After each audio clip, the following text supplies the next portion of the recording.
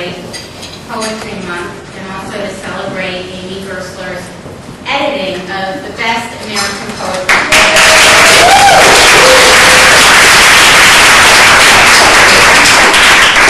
So it's just so thrilling for all of us to be her students and her colleagues and to be in the midst of this intelligence and wit and this sprezzatura around poetry. And just by way of introduction, I just did want to say that Amy's latest book, Dearest Creature, in the New York Times, I love what the reviewer said, David Kirby. He said about Amy's poems, he said, as brave as they are amusing and always bittersweet, these poems pay up again and again. Dearest Creature is an ATM. The letter standing, in this case, for automatic thrill machine. And then the last line is, an Amy Gerstler, I trust.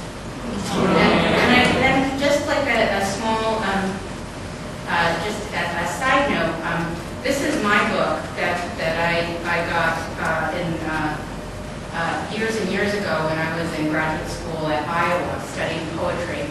And then when Amy came to read it at DIA, where I was organizing the poetry series, I remember bringing her this copy of the book and saying, because I said to her, I love how one of these pages, I don't know if you remember this, I love how one of these pages doesn't have any print. It just has indentations of the poems. It's like letterpress, and you can just see the print, but you can't read it. So what I did is I took a pencil. You know how you take a pencil and you go over an indentation?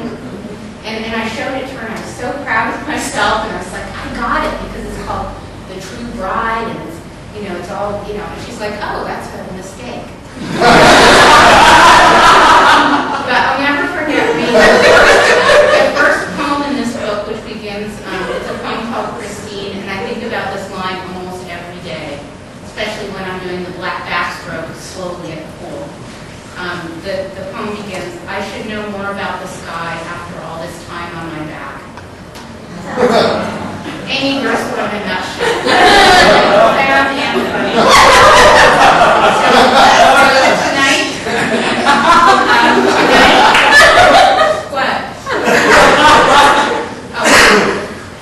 tonight Amy is going to talk about the process of my shouting as an editor of this anthology, and also maybe her process, and then we are going to have some guest speakers reading our favorite poems from this anthology, which was really hard, as Nan and Dinah pointed out, to choose because so many of them are so excellent. So without further ado, please put your hands together for Amy Gerstler.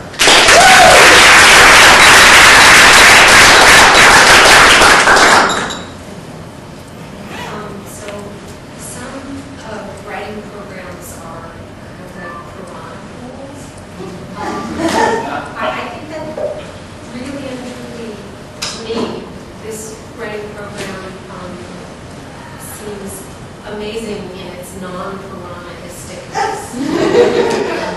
That is not a word. But coining terms is something that we are allowed to do because we are writers. Anyway, I'm really grateful to you guys for turning out. Some of you have been in class in a little while, but amazing Dinah. Only in this incredibly supportive program would there be refreshments that, there's vodka because I'm allergic to every other kind of booze. I've just never been in such an environment. Dietetically supportive. It's just kind of too much. So thank you. Howard was in here working hard and setting things up, and you guys, like you don't have enough to do, all come out. So that's really incredibly supportive and generous, and I appreciate it. My plan is kind of a non-plan, which is I could, but I don't really feel like I should just drone on about editing this thing. I think that you guys are writers and you're students, if you have questions about editing an anthology like this, I would be very happy to answer honestly any of them. This is the first, I've edited other things, but this was the first time I had ever edited an anthology, and I will tell you anything you want to know that I know about the process if you're interested. Do you have any questions about this? Yeah. Well, I find out down outward, so could you just explain How the poems were selected? Or? Yes. Okay. Maybe the dummies version. Okay, I'll make it, well, no dummy. I mean, I didn't know how it worked either. And I can only speak to this particular anthology. And the different best ofs are done by completely different people and completely different presses. So it really differs. The guy who's the series editor, his name is David Lehman, who started the Best American Poetry series, asked me to be a guest editor, and at first I was going to say no, because it seemed scary and it seemed like a lot of work, and it also seemed like something that I know arouses a lot of what we don't have here at UTIPIC MPW, professional resentment. Also, I don't really believe at all that there are only 75 best. This is art, not a, greyhound race. And it isn't like that. And I don't like this best stuff. But 2 or 3 or 4 or 5 close friends told me that it was a very good learning experience and career opportunity, and I'd be an even bigger idiot than I have been in the past. I did not say yes. And I like David Lehman, and I think he's done a lot for poetry. So I sort of tremblingly said yes. The way it works with this is that they have a consideration period, and it's a year, but it's not a calendar year. It's like a November to August or something like that. But anyway, you start reading. With this, what they did was, you're supposed to kind of remain as anonymous as you can until the anthology comes out. And David said this was for my protection so that people wouldn't bug me or try to bribe me, because there's a lot of money in the book. So I kept it kind of quiet, and they subscribed me to like 10 billion, zillion, trillion magazines. So I don't know how secret that really was. But all of a sudden, like, the postman was like getting hernias, and even 1 million magazines were coming. And not only were 1 million magazines coming, the criteria are just that it's a poem that's published in an American magazine. It can't be a translation. It has to have not been published in a magazine before. I learned this, the writer can be dead. There are like 3, I think, deceased people in the anthology, but they have new poems that have never been published before that came out during the eligibility year. Online magazines count. And I think that was it, no translations. So then your little job is to look through as much as you can, and this is impossible, every poem that's published in every magazine in America in a year, and you have to pick 75. They can be of any length. You could have a 200-page poem as one of them, allegedly. And I kind of pressed that with picking this sort of 30-page one that's at the end here. But they must appear in alphabetical order. You don't get to choose the order, which is unusual for an anthology, because you don't get to do anything thematic or cool with, first poem and last poem, or group them into, coherent sections. And then David Lehman would send me constantly other magazines, other poems, links to poems. He would just rip things out of I get these envelopes that just have pages ripped out of magazines. Interesting. My wife likes this one. This one has a lot of breasts in it, you know. I like poems with breasts. And he also had assistants who were doing the same thing, sending me either Xeroxes or so. And then he told me, he said, we will discuss what your choices are, and we'll talk every so often, and we'll narrow it down, and I'll ask you what you thought of the things I sent and stuff like that. And I'll definitely tell you about things I think are good or not, or. But he said the final choices are absolutely all yours. He said if you end up picking, as some people have done some years, like 75 poems, and there's like no women, or everyone's 65 and over, or there's no people of color, I will mention this to you, but you can do whatever you want. And he stuck by it. I thought, okay, that sounds good. But he actually gave me complete freedom. So when people complained, I got a little hate mail after it came out.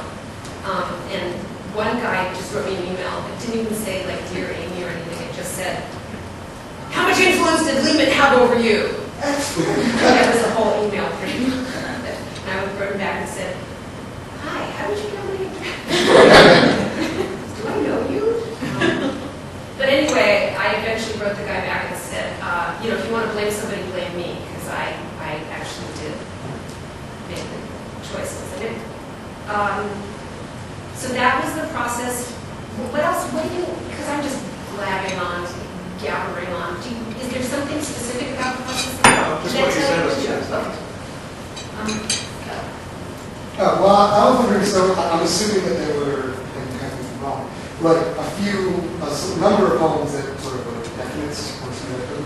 How did you sort of make the decision about the bubble length? That when you had 50, and when you get to 75, did you have like 50 that could have been that last 25? You had to narrow it down, or was it not? I actually changed it a lot, and I had 1,000 at least that I wanted, and then I had an even bigger maybe pile. There were a lot there were some, a goodly, I don't like these, like they're good poems, they're just not to my taste. And I wrote in the introduction about how, at first I was like, I am going to be a man of all people. I am going to have really obscure Gertrude Steiny poems, and I'm going to represent every strain in American poetry. And I quickly realized I wasn't going to be able to do that. I had to go by my own taste, kind of for better or for worse, because going outside of it, I was suddenly not a reliable editor at all. I was sort of second-guessing myself, and I didn't feel I could do that and have the book have any strength. So there were zillions I wanted to. I left out one thing when I was talking about process, which is that David said I could make a list of poets who I wanted his assistants to look for, poets whose work I really love, or who, going in, I thought, oh, if this person publishes this year or publishes something good, I really want to look at that. So I gave them a list, and they did scan for those people and send me that stuff. And a lot of those people I did end up publishing because they're people whose work I already. There were a couple of them that didn't publish anything that year. And I was like, oh, damn! But, that was the way it went. Does that? Yeah. This is a clarification question. Yeah, So yeah. you had no reading, you didn't have a committee that worked with you, you read it all yourself. Oh, yeah. I'm just, from working on the SCR, that just blows my mind. Yeah, but think about the people who do best American essays or short stories or travel writing or detective writing. I mean, I was looking at, I felt like I was completely in another realm and over. It was a great pleasure. It just would have been so much greater a pleasure if I didn't have anything else to do that. But it was a great pleasure. But yeah, no, I read everything myself, and a lot of things I read a lot of times because I was jockeying. How many poems do you know? How many you read the first of the year? I also don't want to get out by, this is reading poetry, which is purely a pleasure and purely amazing. But I would have to say they're poems, but I read thousands of poems, I think. And I found amazing magazines that I was completely not aware of that had so much great work in them. Like tons and tons and tons of them. Little ones and, kind of medium-sized ones that I had not really, or I'd heard of but never really read. But yeah, no, you're responsible for it. Also, it's only 75 that you're culling it down to, so you really do want to read it all.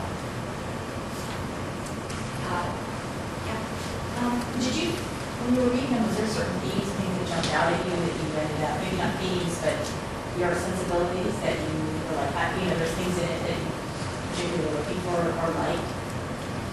It's not like there were things that I was particularly looking for, but I think afterwards, when I was writing the introduction, you kind of it's sort of like looking at your own work in a funny way over time. You start to see, certain obsessions and themes and affinities emerge.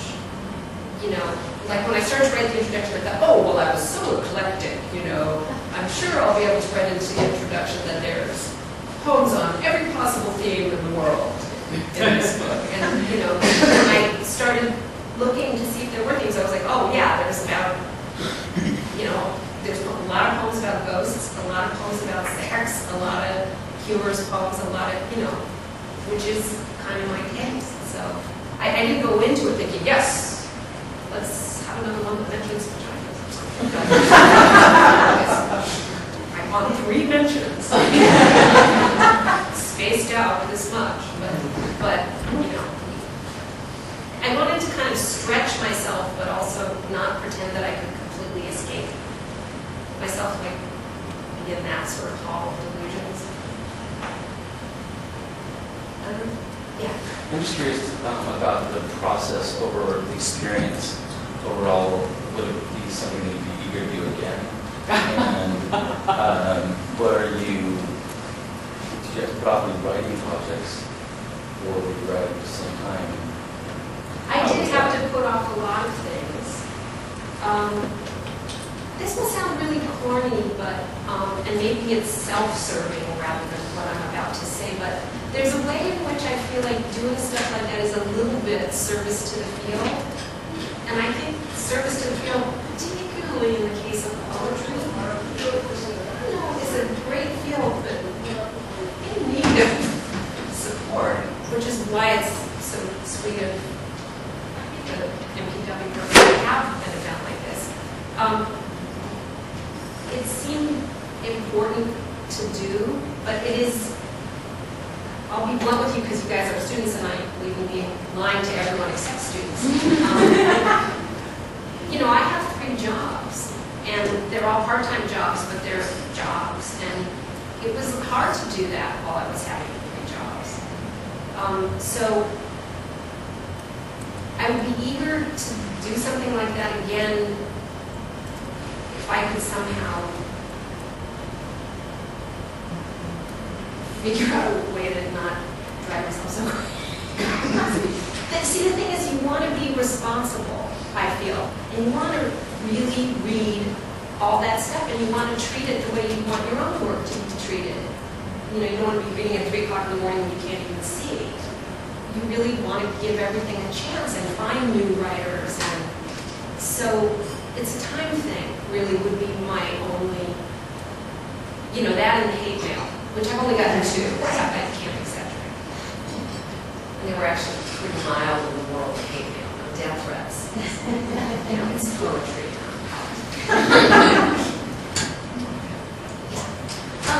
I know when I'm writing, sometimes I love to read, but sometimes I find that I need to actively control my mind from letting other ideas or even words or structures seep into my writing. Did that happen to your writing when you were editing this after reading all those poems, or maybe it was inspiring you or influencing you, or did you have to like barricade other writers' ideas out? Actually, I felt, you know, I think that, I'm not sure about this, and I wonder what you guys think, but I think that writers can tend to have the attitude like you, and I know a lot of good writers who feel that way, which is about screening out stuff when they're working on something. And then there are writers who are more like me, who are like fly paper when they're writing stuff, and they want to pull in. So it was actually good for me in that sense. See, I would like to have the time to be that steeped in poetry all the time. So it was good for me in terms of the input. It was just really the time struggle. But I also think that different writers are different, kind of also project by project with that sort of how much you want input and how much you need to. Is it Jonathan Franzen or somebody else who like writes in a soundproof room with earplugs and other earplugs over it and sound canceling thing, and I don't know, it's some 80,000 Leagues of Olivia. So some people were really okay. Cool. Any other burning questions about editing poetry anthologies? We'll wake up in the middle of the night. So I just want to clarify, all the poems are from 2010? They're public, the eligibility period was, see, if you want to know exactly, but I think it's like a chunk, mostly actually reading 2009 and it comes out in 2010, or it was things that were read in 2010 and, no, because it didn't come out this, no, so it's actually, I think the year date is when it comes out, but the eligibility period actually includes a little chunk of the previous year. Okay, I understand now. That's why I said it's one not a more calendar question year. of clarification. It's a 12-month period that.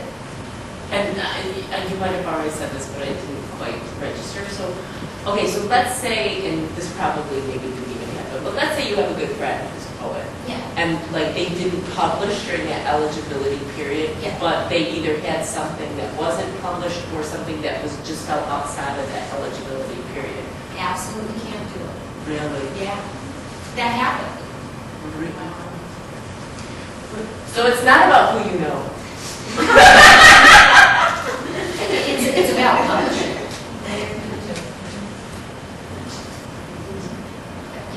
Two questions. So how do you decide the thousands and thousands of poems you've read that they are the ones, the 75, to make it to the book? And then also, if you read poems by friends, how do you then maintain impartiality? Those are really good questions. You know, you have a whole year to do it. So I had these shifting, sifting piles, and I looked at a bunch of things a lot of times, and I kept reading different ones that I was considering.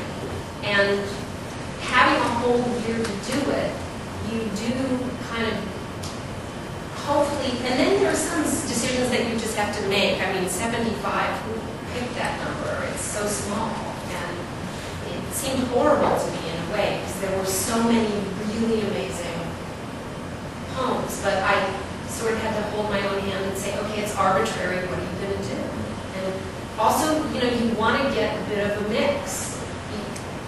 You want to get a bit of a geographic mix. You want to get a bit of different kinds of backgrounds, different kinds of writers.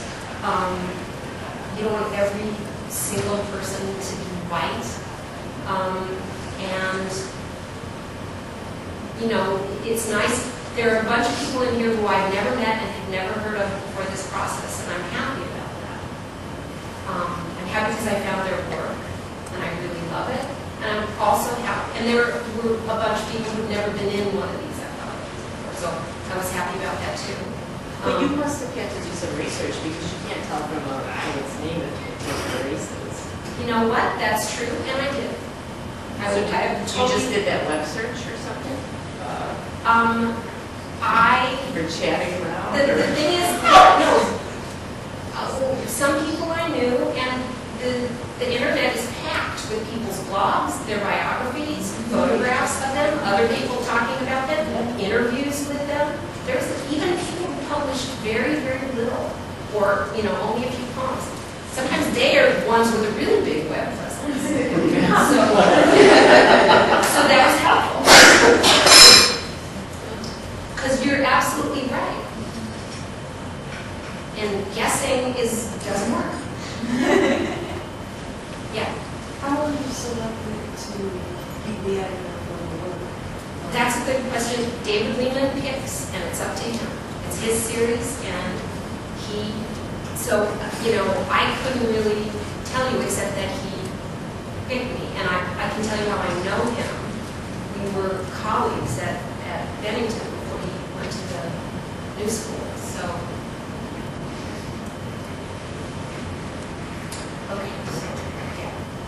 Super trivial, but how much physical space did all that reading material take up? My entire little tiny office. It was like Stonehenge with the columns were way too close together, and they were all piles of paper books. So if you want to ask me any more questions, you can collar me over vodka and orange juice or whatever. But we have great people here who are going to each read a poem, and then we can all party. And this is the order that they're going to read in, and they'll say who they are if they remember when they're up here. And so Nan is going to read, and then Giselle, and then Bridget, and then Dinah, and then Bernard, and then you get to see me. Nan will, unless she's changed her mind, be reading a poem by Elaine Eckley, who, if someone hasn't snagged it yet, there's a free selected poems of hers back there. So, Amy, I'm sorry for you to say that editing this book is service to the profession, because it is service. It is, of course, it's service to the profession and it's service to poetry. In core this term, as those of you who are in core know, this was our poetry text. And I was so happy to have it because it seemed like, for a group of people, none of whom came into the program as poets, this is a book of poetry that kind of brings them some news about what is happening in poetry. And I took Elaine Eckley's poem, "What Is It About Hands?" because I felt like it was news to me. I just thought it was work I've sort of noticed here and there, but don't know very well. And I love the tone of this poem. It's in two parts. I'll just pause for an extra long time between the two parts. What is it about hands? I never think of them. They do their work automatically. Mine are small and childish, almost paws. I'm not good with them. Once when I was young, my mother burst out laughing as she watched me try to sew a hem. Wait, now it comes back to me, my obsession with hands. Not real ones, but the hands of statues and mannequins with their perfect fingers and polished nails. They seem to reach out, a spare pair from another world offering metaphysical assistance. I bought one from a street vendor who had a whole array of artificial limbs spread out on a blanket. How I loved that hand, would hold it shyly when alone, and kept it on my coffee table to add a surreal touch. But some girls I worked with came over for drinks and stole it.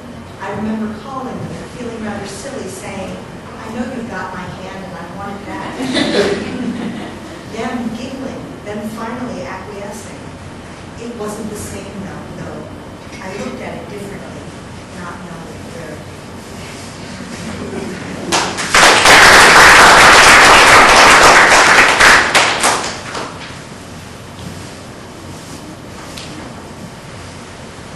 Hi. I will be reading actually an excerpt from a poem by Matthew Eager. It's called From a Jar of Balloons or the Uncooked Rice.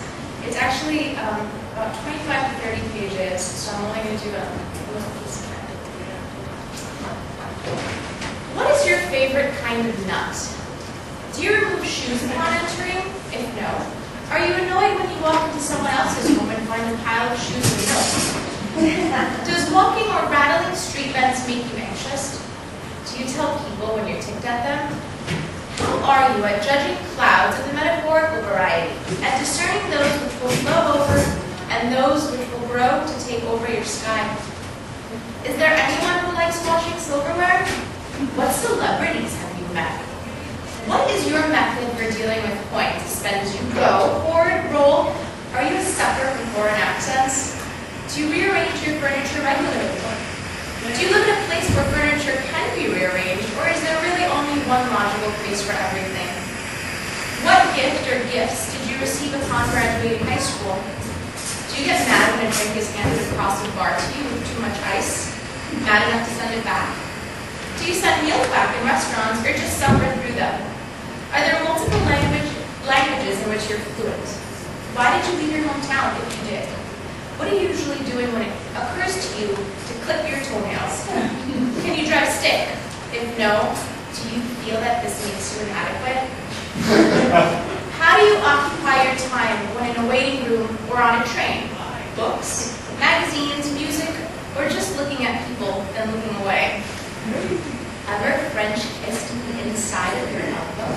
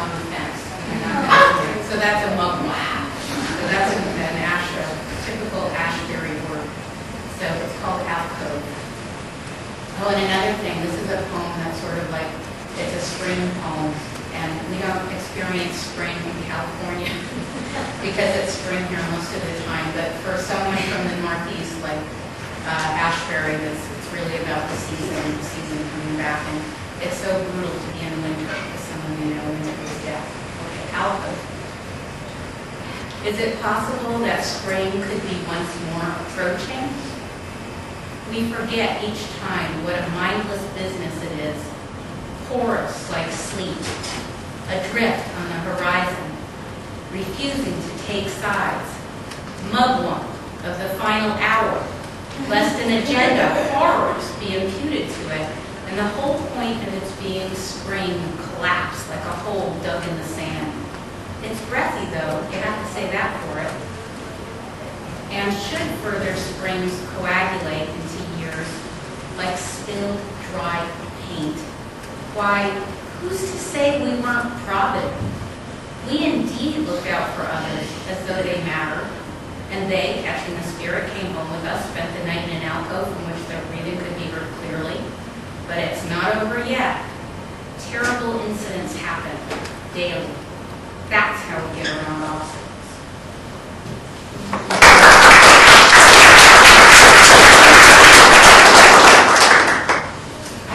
realized we were all sitting up in the front, so look how fast I got. So I just learned tonight, I picked also another poem from the London Review of Books, which is where the Ashbury poem came from. And I picked a poem by Charles Simic, who I thought was Charles Simic until earlier this evening when Bridget told me I was wrong. It's Simic. Who was our... No, she didn't say I was wrong, she just said it right. And I was hitting on your every word. So Simic. Anyway, Charles... Charles was our poet laureate for a year, 2007 to 2008. I picked this poem, I had a really hard time picking a favorite poem here. Oh, and there's something else I wanted to tell you guys, which is that when you get your copy of Best American 2010, the essay, Amy's essay introducing this anthology is glorious. So, I mean, it is really a fantastic essay. It's a Best American essay. So check it out. But anyway, I had a really hard time finding, I had lots of favorites, and I called Amy last night and said, they're hard to read out loud. I was having trouble. So I picked this one.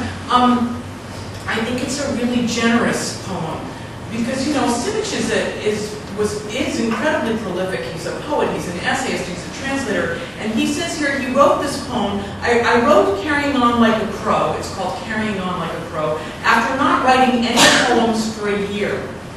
Once I began again, I found myself extremely self-conscious and wary about trying to make sense of my experience of the world.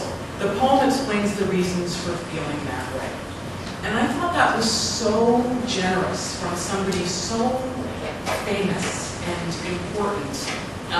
See, here can you say I haven't written anything for a year and I was awkward with my work.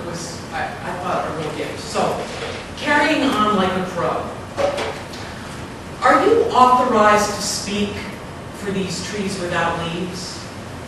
Are you able to explain what the wind intends to do with a man's shirt and a woman's nightgown left on the laundry line? What do you know about dark clouds, ponds full of fallen leaves, old model cars rusting in a driveway? Who gave you permission to look at the beer can in a ditch? The white cross by the side of the road, the swing set in the widow's yard. Ask yourself if words are enough, or if you'd be better off flapping your wings from tree to tree and carrying on like a crow.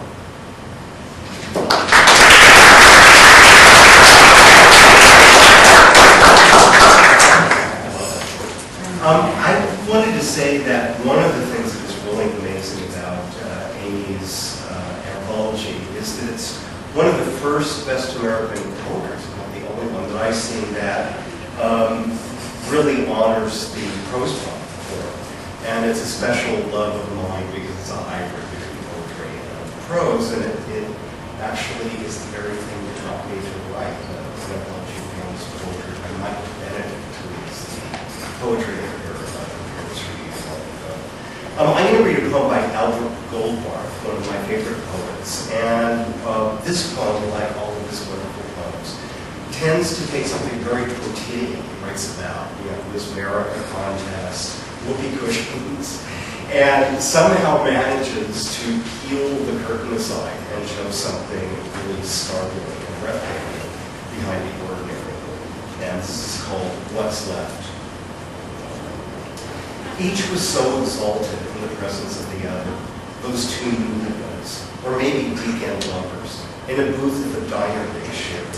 Exuberance lifted into the field of the garden and a Renaissance painting of Eve. That they're feeding one another from an order of eggs and cheesy tots exuded something both sexual and inexplicably sacred at once.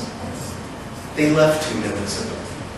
Already what's left is a smear of hardening yolk, a curl of grease going rancid, and emptiness, or worse, shell things, than emptiness, abandonment. She clears the table. Her job now is to erase all trace that they were here. And she thinks that this might be the yoke, the gelling grease, what everything is, and everyone, remaining from when pre-existence exploded the universe out of itself. And that unformed and ultra-radiant promise settled into the laws of thermodynamics and the alleys of evolution. And light without taint and energy unconfined awoke the next morning and segued into the first of the pissy squalls and the small betrayals that matter rallied into human consciousness finds unavoidable. Someone leaves a telltale receipt on the kitchen counter. Someone leaves a text messaging account in the open air. When the angels finally took leave of Abraham's tent, the three who arrived disguised as ragged travelers, and then, confronted by his hospitality, opened their cloaks so the flow of a higher order of being silver-plated the cloth walls and provided an on-loan bounty and calm. When they departed, what remained but a few bedraggled feathers on the hard tamped sand, like any confetti the sweepers contend with after the parade. And that's our story, she thinks, our story today. The gods no longer walk around in a believable way. And what we're left here, and we're left here with the crusts, the rinds, the leaves, the weekly paycheck, and the boss who brushes up against her pillowy ass too regularly for chance. But what do we want? To revert to those fictions, inventing a deity only so it can then invent us? It's hard to know what to think. And luckily, now she doesn't have to think. Her hands instinctively take over, while her brain revolves in lit space. One by one, the plates slip into the sudsy water and out, and gleam like the sign of a covenant, a functional piece that she's made with the one life she has.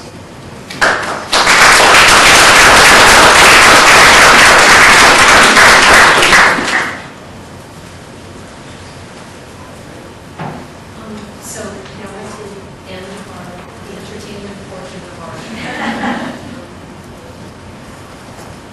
this was also a treat for me. Thanks for everybody who read. It's lovely for me to see what people pick. So I picked a poem by Gregory Cardlow, which I came across in the American Poetry Review, and I had not, much to my Gerstler, been familiar with his work before. This is a poem called Written by Himself. I was born in minutes in a roadside kitchen, skillet whispering my name. I was born to rainwater and mud.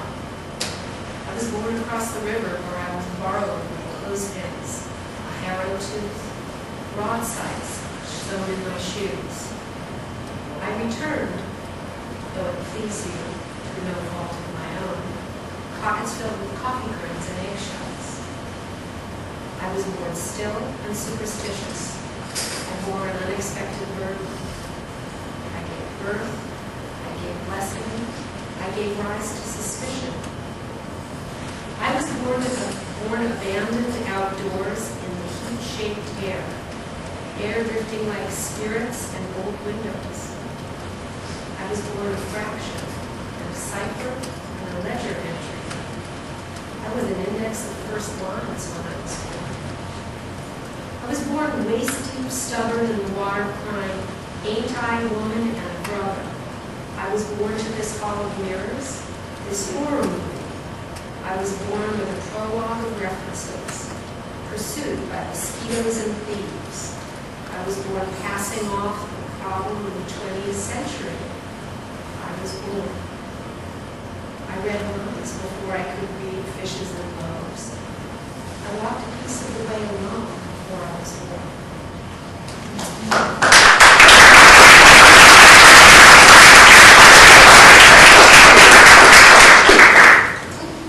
Thanks, Amy. Thanks, everyone. So I think we have a few more copies of this anthology in the back, and don't have a copy of it, please, any small donation